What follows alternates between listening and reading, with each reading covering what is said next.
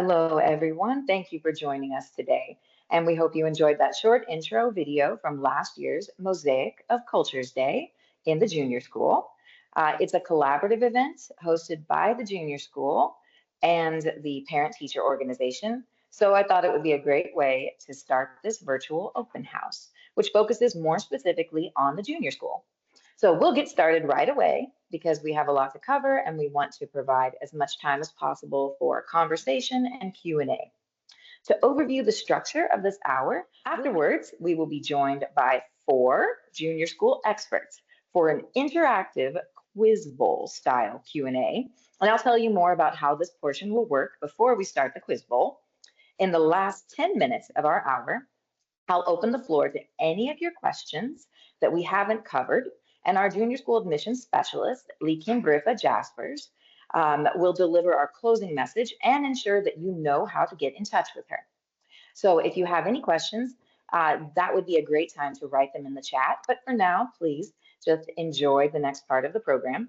Again, thank you for your interest in Munich International School. And we hope this hour is a fun and efficient way to learn if our school is the right fit for your family. So let's get started. I'd like to ask each of our experts to introduce themselves and tell us where they're from, how long they've been at MIS. And so let's go ahead and begin with our junior school admissions specialist, Lee-Kim Briffa Jaspers. So Lee-Kim, you are spotlighted now, I believe, and we'd love to hear from you. Thank you, Carrie. So my name is Lee-Kim Briffa. We moved here 12 years ago from the Netherlands. I'm Dutch. My husband is from Malta. And we moved here with our 2 kids who joined junior school. When my daughter graduated last year, my son is in grade 12 at the moment, so exciting times. My husband is also a physics teacher, science teacher here in senior school. And I think it's quite helpful to have been a parent from students here in junior, middle, and senior school. And I think the best part of my job is to get to know the families and hearing all their different stories. So I'm looking forward to hear yours. Thank you. Back to you, Carrie. Thank you very much, Lee-Kim. And now I would like to introduce our junior school leadership, our assistant principal of the junior school, Tony Ann Litter, who is also joined by 2 additional experts. So, Tony Ann, would you please first introduce yourself? Hi, everyone. My name's Tony Ann Lederer. I'm the assistant principal here at the junior school. It's a fantastic job to have. I've been at the school for 10 years now, and I come from Australia. And next to me, I have 2 4th grade students who I actually taught last year and are here to share their perspectives about MIS in the junior school as well. So we have, what's your name? Cassia. And Max to share today. Thank you. And actually, let's kick it to Katia. We'd like to hear a little bit more about you and tell us, how many years have you been at MIS? This is my 2nd year at MIS, and I'm from England in London. Next. This is my 3rd year in the school. I came from Poland. So I think this means that it is time for all of our experts to weigh in a quiz bowl style Q&A. So let me explain this. Thank you, experts. So here's how this works. Families, if you're joining us today, I want you to look at question number 1. And this question will also be copied into the chat. So please open up your chat, and in the chat, you will also see the same question. What does a typical day look like in junior school? So families who are joining us today, I'm going to give you a few seconds to type in what you think the answer is to this question based off of the context of MIS and how our school operates. So families, if you don't mind, could you please type in the chat what you think the answer is? I'll give you a couple seconds. A or B? Okay, at the moment, we have a few answers for A. All right, so I'm going to ask if our assistant principal would answer this one first. Could you let us know what the actual answer is, please? And the answer is A. We have homeroom, we have German, we have one day would often have German and a single subject class, and we have 2 recesses. We have a lunch recess and then another one in the afternoon. And the students may want to share what those single subject classes are. What would they be? Apart from German, there's art, there's PE, there's music, and there's library. And how about Max? Maybe tell us a little bit about which day is your favorite and why.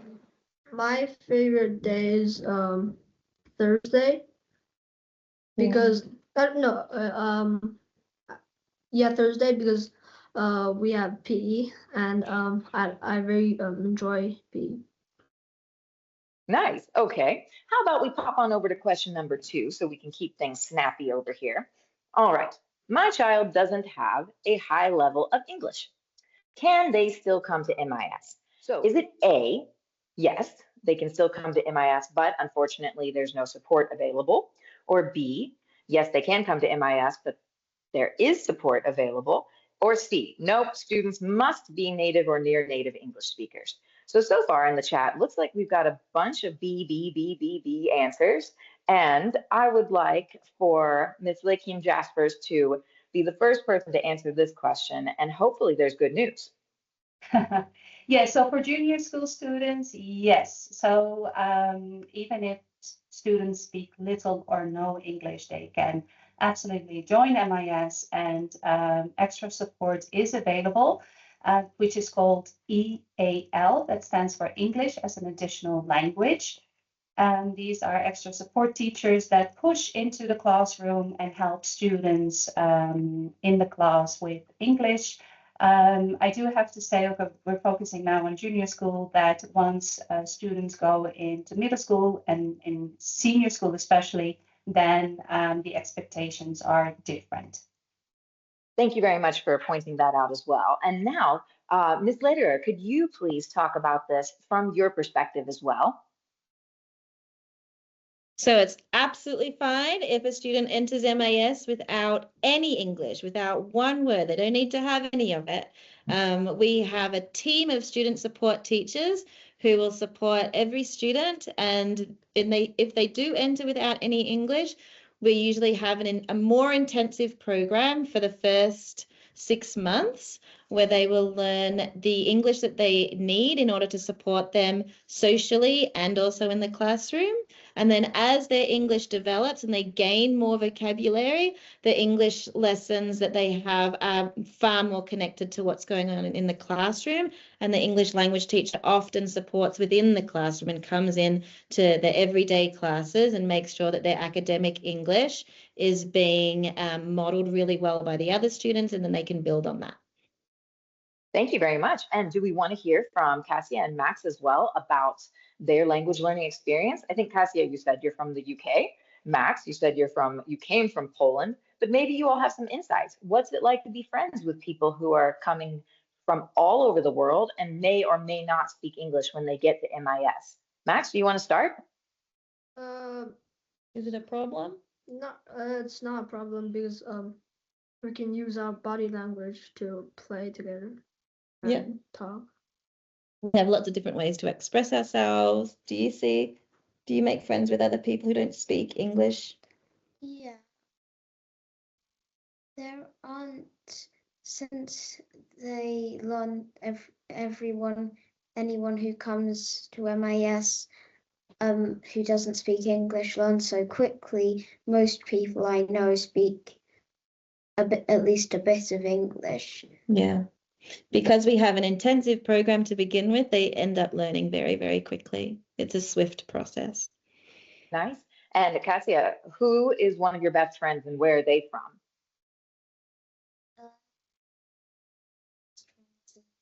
Lucia, and she's from America, and another person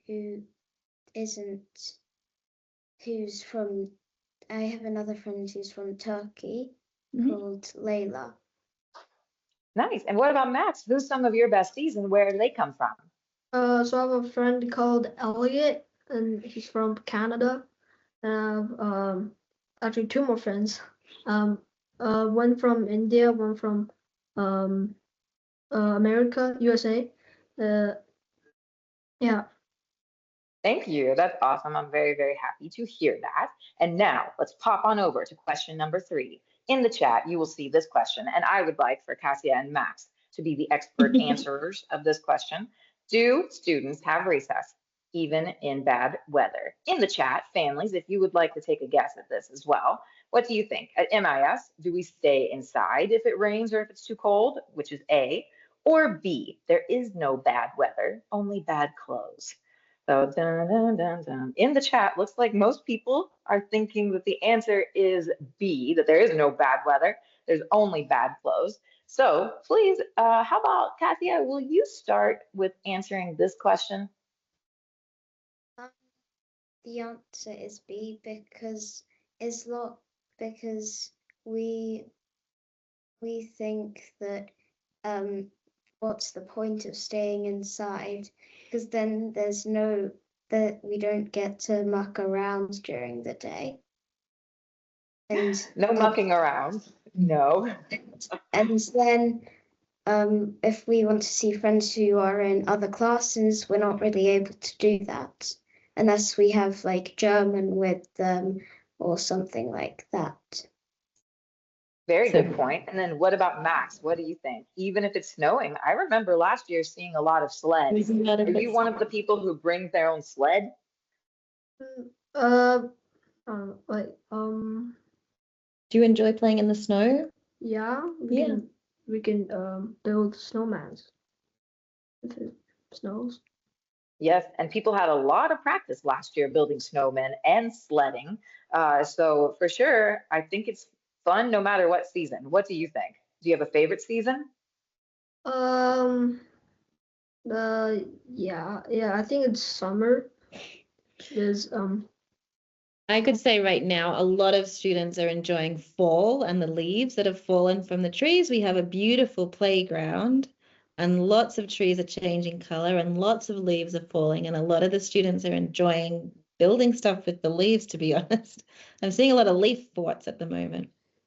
Yeah, and we even have an outdoor makerspace where you guys can build teepees. So I know there's a lot to do outside. How about we pop over into question number 4? Okay, in the chat, you will see a very important question to a lot of people. What is the purpose of homework in junior school? So A, we don't want students to do homework in junior school. B, the goal is to develop a love of reading at home as homework. Or C, the goal is to review all subjects each night. This is a pretty difficult question, actually, but it doesn't seem like it because according to the families in the chat, everyone agrees so far. No, that's not true. We have mostly B's, but a couple of A's as well. So I would like for Ms. Lederer, could you please be the first person to tell us what is the correct answer according to the context of MIS? Okay, so the correct answer would be B.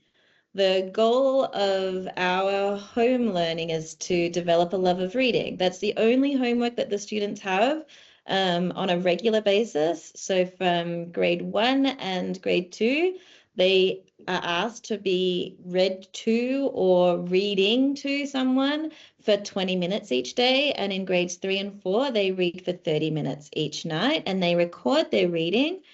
What they've read, and they write a little comment, and they do that in their study books, which is a communication tool that we have that goes home every night with the students and comes back to school every day. So essentially, we don't have homework on top of reading, it's just reading, and that's what we value. Thank you. And I'd like a bit of a follow-up question for Kasia and Max. Let's talk about reading. Do you love reading? Is the homework working? And if you do love reading, what are some of your absolute favorite books? Cassia? Yes. I know Cassia loves reading. What books do you like? You got them all there. Currently, I'm reading a lot of books about Greek mythology, and I'm also reading a book, like a series called The Land of Stories. but Nice. it's my favorites. Oh, Yeah, so now I'm reading the Weird But True from the school because I like reading about like new animals and species. so do you love reading? Mm. Okay, good. You have. Thank you for saying yes. Awesome. Okay, so I guess this means we're ready for question number 5. Families in the chat, very simple question. What do you think, true or false? All MIS students have to study German. So far, we got A, true again.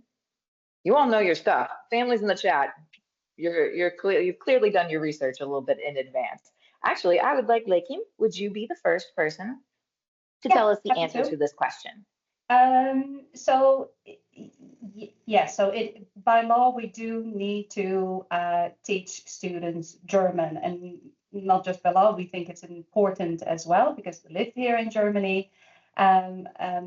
The exception is grade 11 and 12 students because, of course, they can choose their final 6 subjects, and they don't have to choose German. They can choose Spanish, French, or another language. So in junior school, yeah, students are taught. There is, yeah, maybe an exception here or there, but it's really individually based on learning and if the student is maybe just staying here for a year or 2. But yeah, hey. Thank you. And yes, please, let's talk about German as well. Ms. Litter, can you tell us anything else about how students are placed in German classes according to levels? So we pretty much have students who are new to German, so emergent language learners. They go into one class, and we also have what we call language B, where they have the native language. So students who are native to German already, it's the language that they speak at home, or they've already been in a German school, they go into a different class. So we've got language acquisition for students who don't know German and as a native speaker as well. And the students Great. engage in German 4 times a week. 4 times a week, okay. Mhm. And let's hear from Kasia and Max as well, because I don't think either of you are native German speakers. Let's hear about your German language learning journey.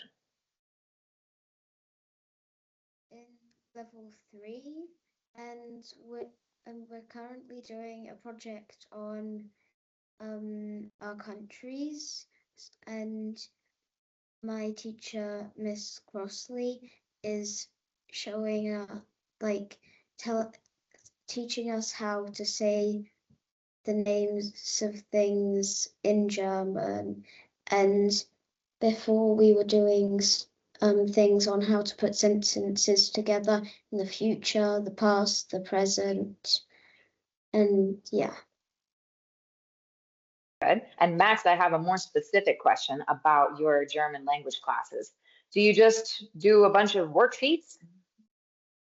No, so we actually first we do like some writing in German or reading, and then after if we have time we will do world wall to like just more. Your vocabulary.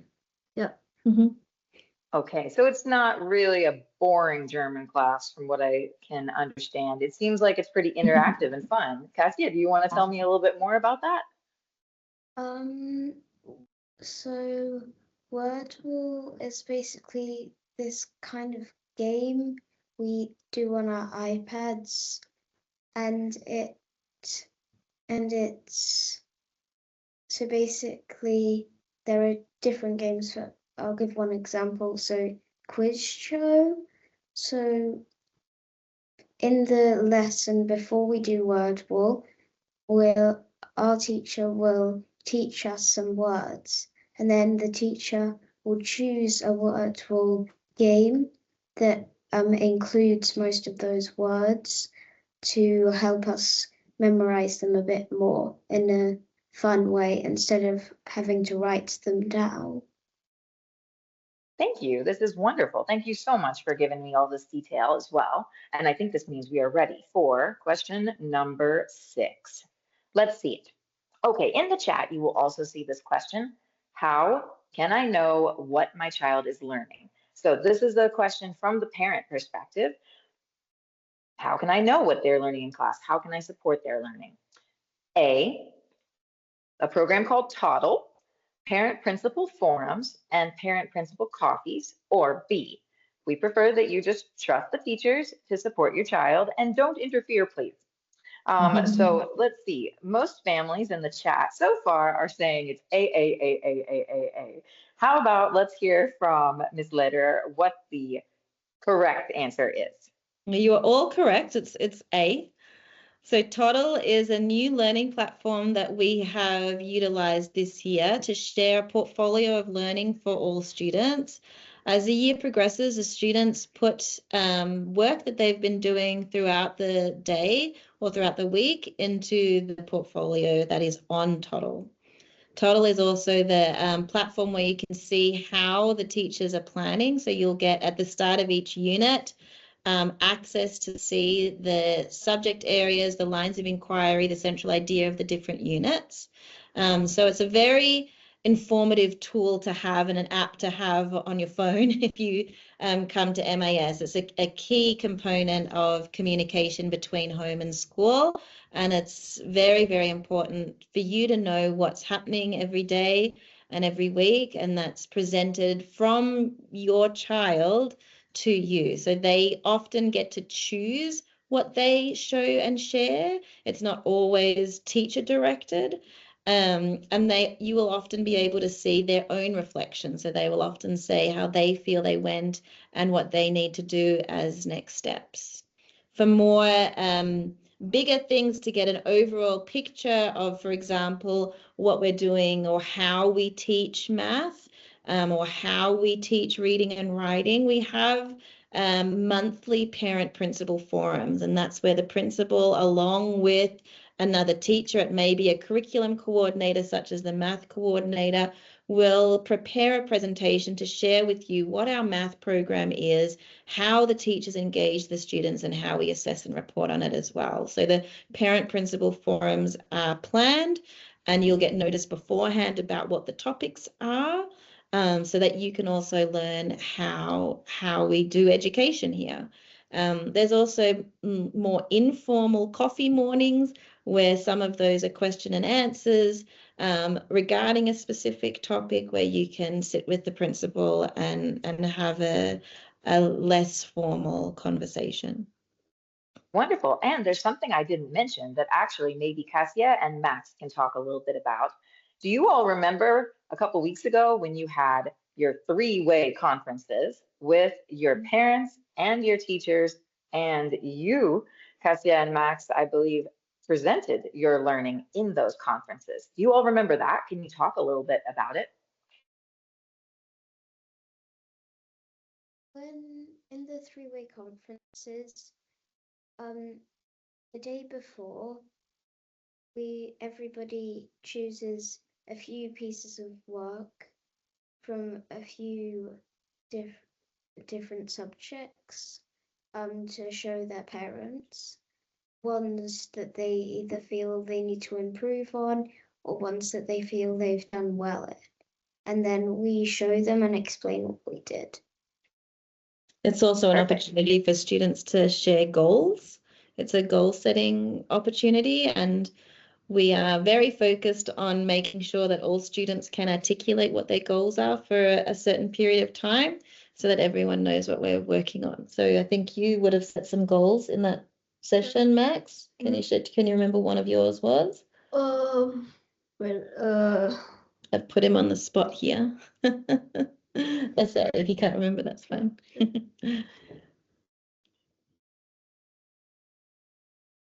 Yes, that's okay, Max. He's like, Say it. One is actually I forgot. He's forgotten. that's okay, that happens. But I have a second grader, and I remember what her goals were from our parent teacher and student conferences. And actually, that was really helpful as a parent. So now I know even better how to support at home. But again, as you mentioned before, mostly the homework is reading. And I like that, Kathia, you also like Greek mythology, which my daughter is very much into, and the Roman Empire and stuff like this. So it's wonderful as a parent to have those conference opportunities. I can attest. And now, question number 7. I believe we are ready for this one. Okay. In the chat, you will see this question. How does the junior school foster social emotional development? So A, this is a big question. 4 answers are possible. A, responsive classroom curriculum. B, mindful minute practice. C, counseling support. Or C, oh, C again. No, that should be D. All of the above. Families are going with, I got some D's. Well, C, C could be D in this case as well. So D for the most part. How about we hear from some of our favorite experts? Tony Ann, would you like to be the first to answer this one? All right, so it is D, or the second C, I guess, which is all of the above. So in the junior school, we have a full-time student counselor who's also a child psychologist, and she does a lot of lessons with the students around how to regulate their emotions and teaches them how to stay calm or how to handle conflict, does a lot of preventative work. And basically teaches them about their social and emotional skills.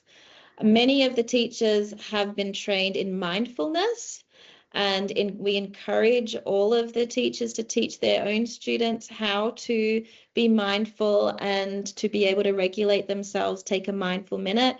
We have encouraged everyone to make sure that they have a space in the classroom, which is a calm space and a safe space for students to go to calm down. In grades 1 and 2, the classrooms were redesigned and renovated with mindfulness in mind. And so they all have a nook in them built into the classroom, which is part of the furniture, to be honest. And it's a safe space and a quiet space where the students can go into the nook if they need to calm down or be away from the activity that is happening in the classroom at that time. We've also invested in responsive classroom, which is an approach to social and emotional learning that uses specific structures that create an environment of inclusivity throughout the entire school. So one of the key components of that is the morning meeting. So every single classroom at MIS starts the day in the junior school with a morning meeting, and that is where we do our community building and making sure that everyone has the vocabulary and language to be able to express themselves and feel comfortable to express themselves within the homeroom. And responsive classroom has been one of the key elements that has really helped us develop our social and emotional curriculum at MIS. Thank you. And actually, I would like to go on to question number 8 because I feel like it's an important one. So let me spotlight that question. And I'd like for both Tony Ann and Lee Kim to answer this one from the 2 different perspectives that you all represent. So in the chat, you'll see question number 8, MIS has a student support department. So I'd like to talk more about what this means in the student support department.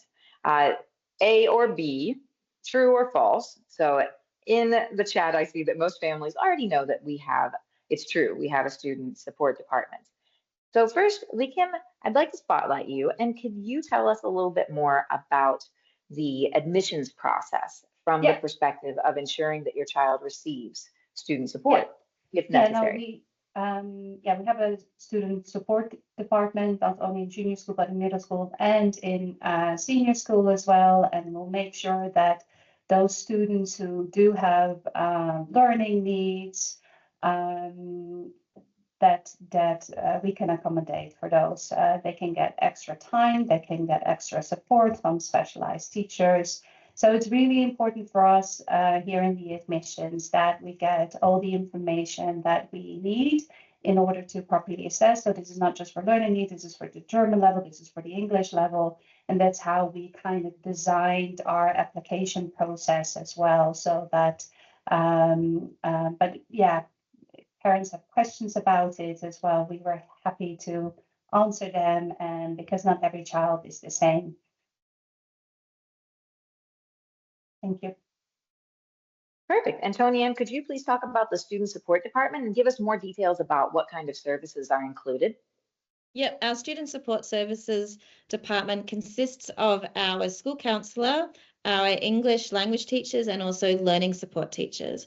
And each grade level has a dedicated English language teacher and a dedicated learning support teacher, except for EC, they just have the a dedicated English language teacher.